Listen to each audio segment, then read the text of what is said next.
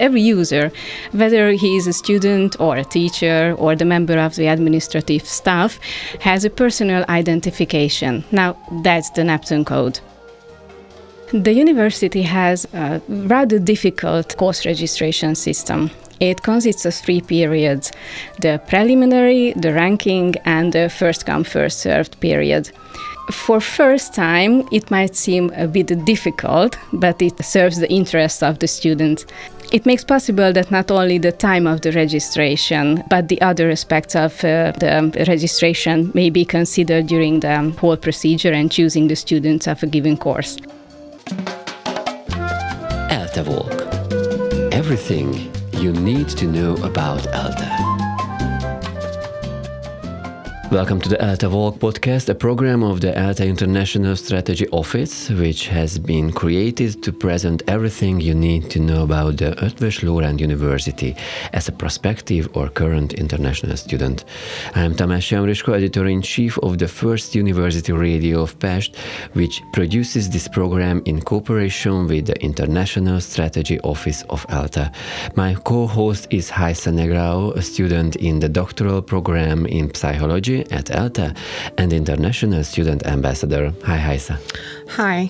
Our guest in the 8th episode, Ágnes Lengyel, will talk about the Neptun Code and Neptun Study system, academic calendar, curriculums, lectures, and seminars, and exams. Welcome, Ágnes. Hi, everyone. And what do you do here at the ELTE? I'm working at the Educational Directorate of the university. Sounds good. So let's start at the beginning. We heard many things about the Neptun Code, but what is it exactly?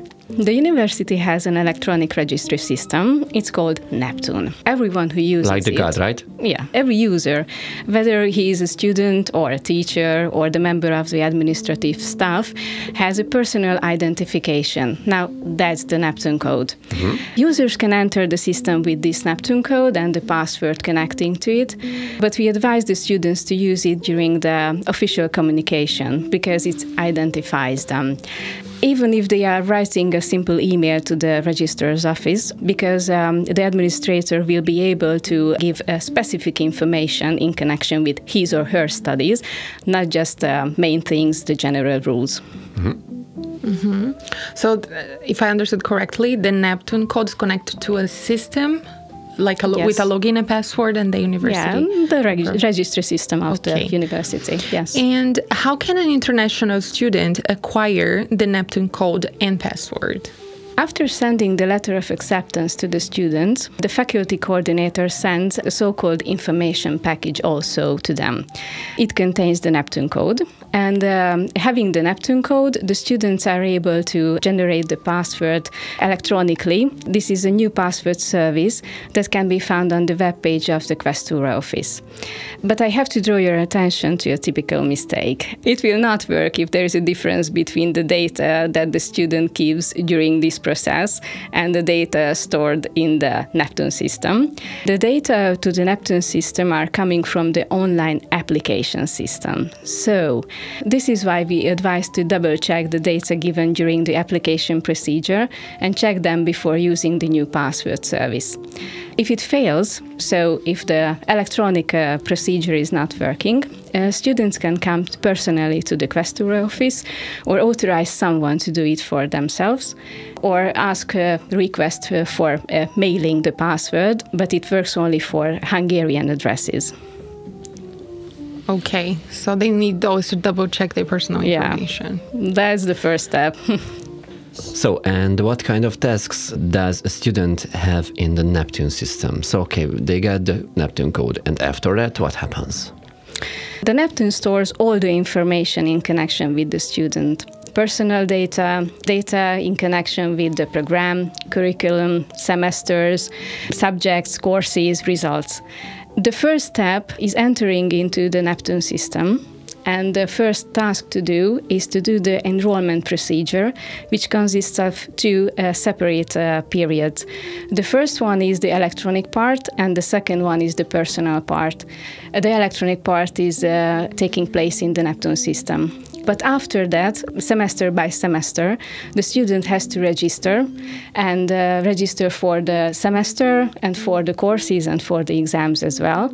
And they can find information about the payment, if they have any obligation like that, in the system also. And they can check the grade book where they can find their marks.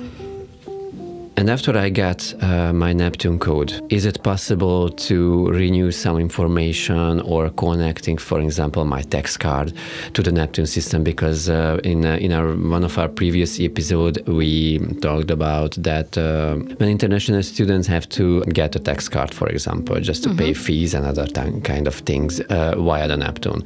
So is it possible to renew some information or add new information into my personal Neptun via my Neptun code?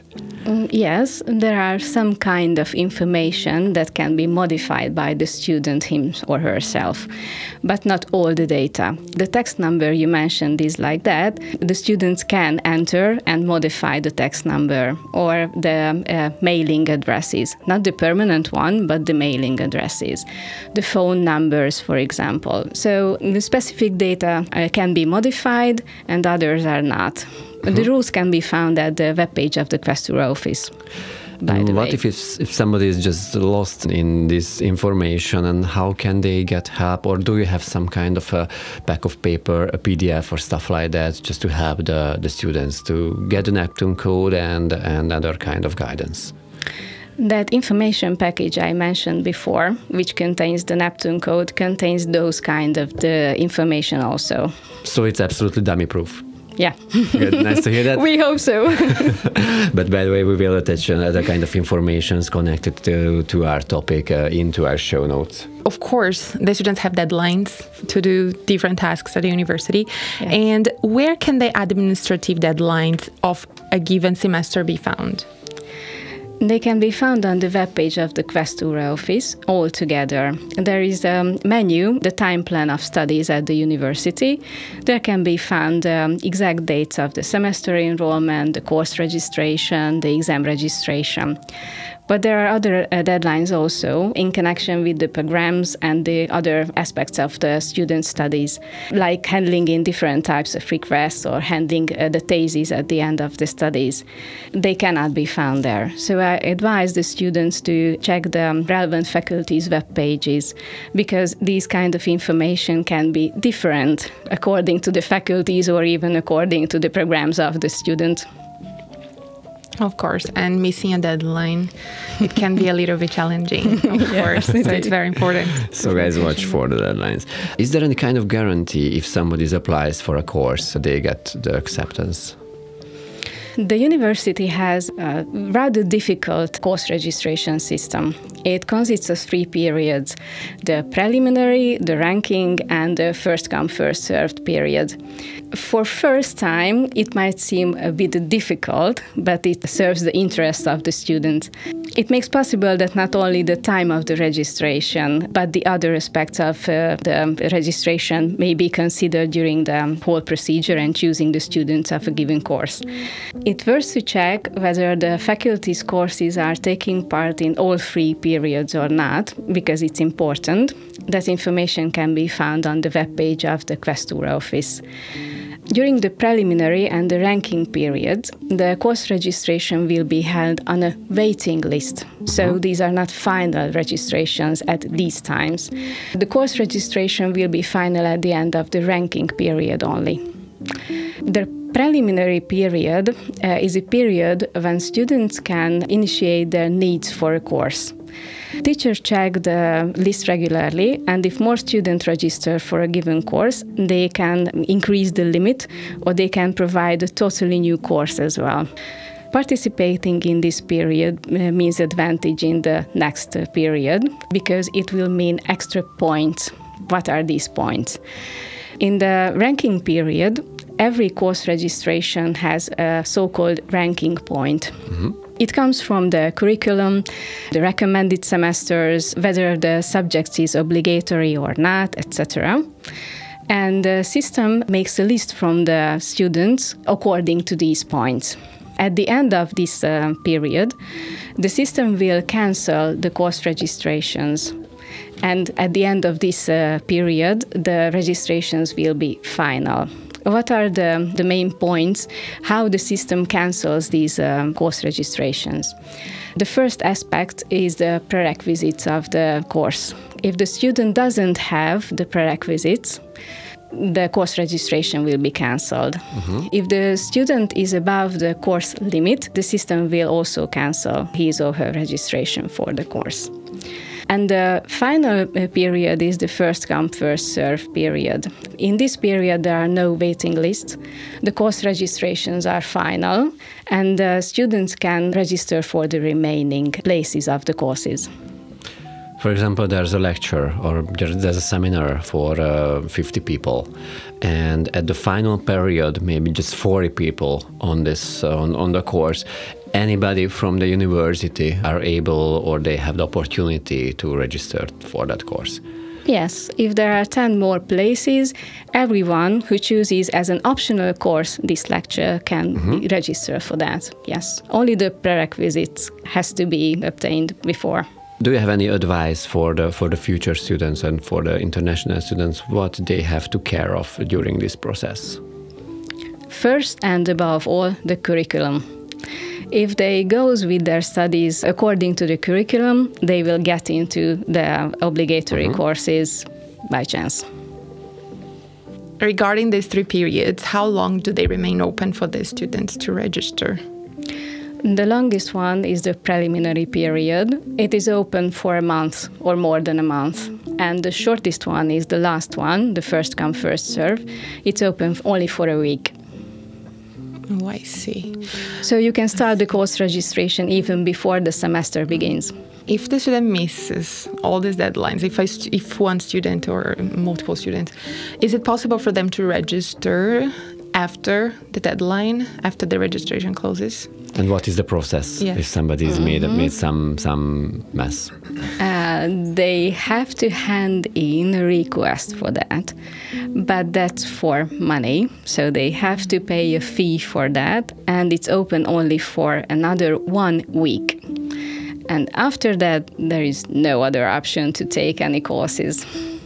Very, very clear. The semester started, and what happens if a student is not able to participate in all the lectures or seminars of a given course in a semester? Are there any regulations, or what happens? Yeah, there are regulations, and the rules are different if we are speaking about lectures or seminars. It's not obligatory to take part in all the classes of a lecture, unless the teacher prescribes it in the course description or asks it at the first occasion of the class. But in case of seminars, the student cannot be awarded a term mark if he or she is absent for a third of a class or more. And if the student is absent from between a quarter or a third of the occasions, the teacher is entitled to give him or her extra tasks. That's correct, by the way. Yeah, it is. I have a little question about the absence that you mentioned. Yeah. This 1/3 also counts if the absence is due to illness? Yes. Any kind of reasons counts. But you have to bring some kind of doctoral medical paper to provide that you were ill. No, until if you are absent from a third of the class, you don't have to show any kind of papers proving the reason why you were absent. That's friendly, by the way. What happens in that case? Maybe you get some kind of a terrible illness and you have to spend half of the semester in a hospital because you said the lectures and the seminars are not the same. So what happens in this not so pleasant situation? We have a solution for that also, because there is a so-called uniquely tailored study system at the university. That means that you can ask more than a third absent from a course, or even not showing at any time of the course. In this request, you have to list the courses and you have to talk with the teachers in advance, and they have to give you a permission and extra tasks to do during the semester.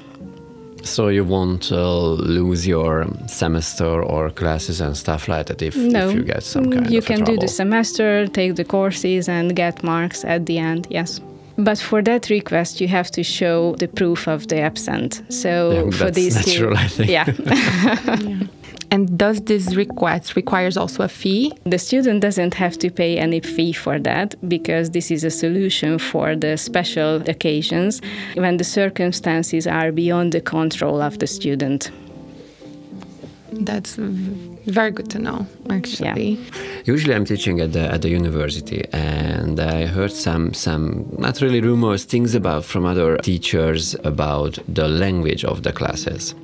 So what are the frames? For example, if somebody as an international student came here under the umbrella of the Stipendium Hungaricum scholarship, and they would like to attend to a lesson which language is Hungarian, should he or she just finish that class in Hungarian, or does he or she have the opportunity to ask the teacher for some English language books, articles, and helping and stuff like that?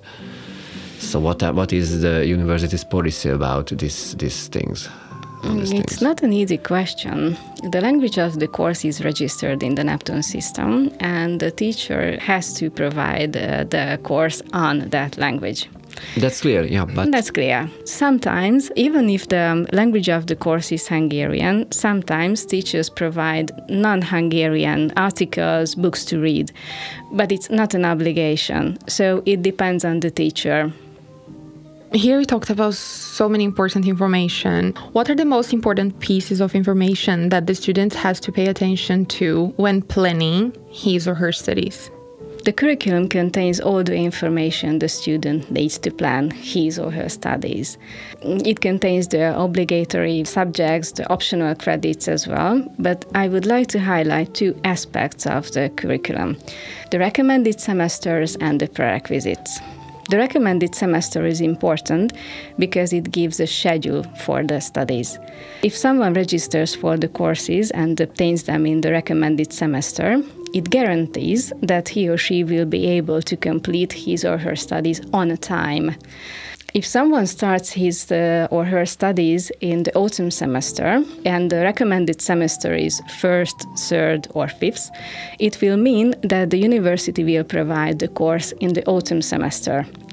If the recommended semester is 2nd, 4th or 6th, it means that the university will provide the course in the spring semester and not otherwise. The university has obligation to provide the courses in the recommended semesters only. It's a very hard rule. Yeah, it is. So guys, don't forget that. And I would like to ask you to say just one good advice for the future international students about the Neptun classes, anything, based on your experiences. It's a hard question. The curriculum is the guideline for the studies. The recommended semesters, the prerequisites, the obligatory courses, even the optional credits the student has to check. And that's the main thing. After that, the deadlines, but they are far not that important as the curriculum. How about you, Tamás? Do you have any piece of advice for the international students as a lecturer? No. Of course I have. Based on my experiences, just be open. Don't be shy to ask things. We are not speaking the academic English in the classes because it's like a live stream, like this show. So don't be shy, ask your questions, be open, get the informations, get new friends, and everything gonna be well-rounded and absolutely okay, and you will enjoy your staying here. Thank you for your attention, and thank you to Ágnes Lengyel for being with us. Thank you. Bye-bye. Bye-bye. Bye. In our next episode, we'll talk about the ELTE Budapest Summer University. ELTE Walk. Everything you need to know about ELTE.